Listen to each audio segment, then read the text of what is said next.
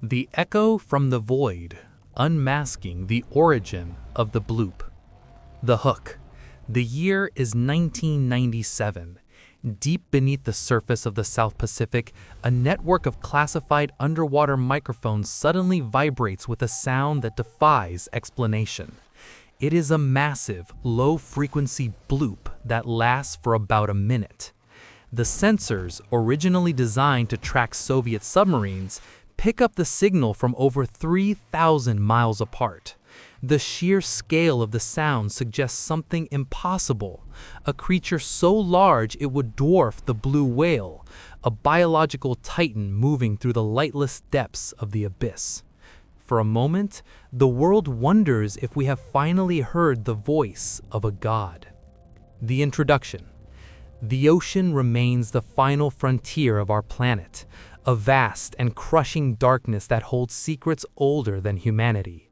Among these secrets, few have captured the public imagination quite like the bloop.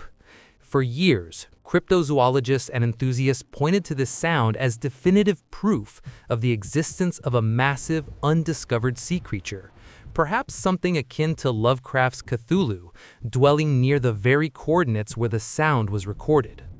As a linguistic and cultural phenomenon, the bloop represents our collective fear and fascination with the unknown.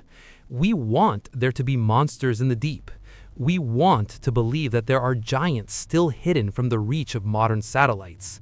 However, to understand the true shape of the master behind the sound, we must bridge the gap between myth and the cold reality of marine geophysics. The sound that shook the sea. When the National Oceanic and Atmospheric Administration, NOAA, first released the recording, sped up to 16 times its normal speed, it sounded like a bubble popping or a stone being dropped into water, hence the name the bloop. But at its original frequency, it was a thunderous, organic-sounding groan. The biological profile of the sound was what haunted researchers. Most sounds in the ocean have a specific signature. Ships have a steady hum, whales have rhythmic songs, and earthquakes have a sharp, jagged profile. The bloop, however, had a rising frequency that mimicked the vocalizations of marine mammals. This led many to calculate the potential size of the vocal cords required to produce such a noise. The results were terrifying. The creature would have to be hundreds of feet long, an organism so large it would challenge the physical limits of biology and the availability of food in the deep ocean. Visualizing the Titan. In the years following the event, artists and theorists began to sketch the owner of the bloop. They imagined a creature with the streamlined body of a whale, but the predatory features of an ancient reptile, perhaps with massive tentacles or bioluminescent patches to navigate the midnight zone. This hypothetical creature became a modern legend, a phantom of the Pacific that represented the ultimate apex predator. If such a creature existed, its biology would have to be radically different from anything we know. It would need a specialized respiratory system to survive the immense pressure of the Point Nemo region, the most remote place on Earth. It would likely be a scavenger or a filter feeder on a massive scale, moving slowly through the currents to conserve energy, its very movement causing ripples in the sonar of the world's navies. The climax. The truth beneath the ice. As the mystery deepened, the climax of the investigation arrived not through the sighting of a monster, but through the study of the planet's changing climate.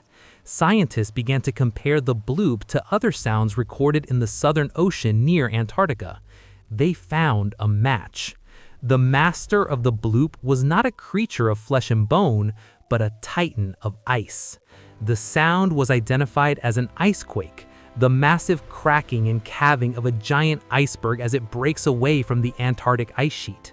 When these frozen behemoths crack, they release a tremendous amount of energy into the water, creating low-frequency sounds that can travel thousands of miles through the SOFAR channel, an underwater acoustic highway. The terrifying groan was the sound of the planet itself shifting. The vocalizations that seem so organic were actually the friction of billions of tons of ice grinding against the seafloor or snapping under the pressure of the warming ocean. The bloop was a warning from the poles, a sonic manifestation of the sheer power of the natural world. The rivalry between myth and science. Even with a scientific explanation, the allure of the bloop monster remains. There is a rivalry in the human spirit between the desire for facts and the hunger for mystery. While the icequake theory is supported by data, the coordinates of the bloop remain suspiciously close to R'lyeh, a fictional sunken city from the Cthulhu mythos. This coincidence has kept the legend alive in digital forums and late-night documentaries. The reality, however, is arguably more profound. The fact that the cracking of ice in Antarctica can be heard across the entire Pacific speaks to the terrifying scale of our environment. It reminds us that we are small and that the forces of nature, the shifting of glaciers and the movement of tectonic plates, are the true giants of our world. The creature was not a monster lurking in a cave, but the very ice that caps our planet. The legacy of the bloop. The legacy of the 1997 event has paved the way for better ocean monitoring. We now listen to the deep with more sophisticated ears, tracking the health of the oceans through sound. We hear the songs of blue whales, the chatter of dolphins, and the constant rhythmic grinding of the polar ice. The bloop taught us how to listen to the earth. While some may feel disappointed that a giant squid or a prehistoric whale was responsible, the bloop serves as a landmark in marine science. It is a reminder that in the deep ocean, sound is the primary way we interact with a world we cannot see. Every bloop and ping is a piece of a puzzle that we are still trying to solve. The conclusion. The bloop has transitioned from a terrifying mystery into a magnificent symbol of the natural world. It was a phantom that haunted our dreams for a decade, only to be revealed as a majestic, albeit non-living, giant of the South. It reminds us that while there may not be krakens or leviathans at Point Nemo, the ocean itself is a living, breathing entity with a voice that can shake the world. The search for the owner of the sound ended not with a capture, but with a deeper respect for the power of the Antarctic. As we continue to explore the abyss, we must remain open to the idea that the truth is often grander and more complex than any monster we could imagine. The bloop was the voice of the ice, a sound that will forever echo in the history of ocean exploration as the moment the deep ocean finally spoke to us and we learned to listen.